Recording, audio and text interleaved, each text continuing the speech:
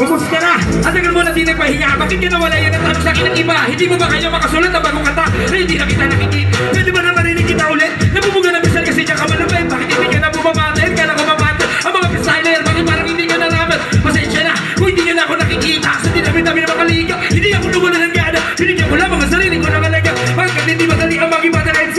Kaya sana sa patakin yung panukli. Bukod sa papuri, iyaman respeto. Kailangan ko din naman ng mga makadipado. At kung sa makabilit at kalinda na pagsulat ko, di nyo pwede na estimahin. Bawat tinanya, nilala, tulog na mga kaisipan na mga kinigig. Sinasala na magiging bawat salita. Mabuting na malino kung ninduratin.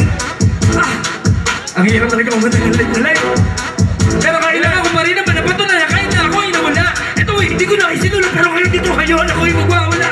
Hindi ko sasayangin ang pagkakataon kasi binigyan nyo ko ng panahon. Kaya ngayon ay mabakitaan. Ubusin ko pa rin ang tutugdi yun.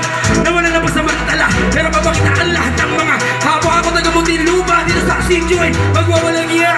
Gamit na para nakakikaisipan na talagang hindi mo pa naman kung parang wala mapapatunayan sa karamihan ko. Ano?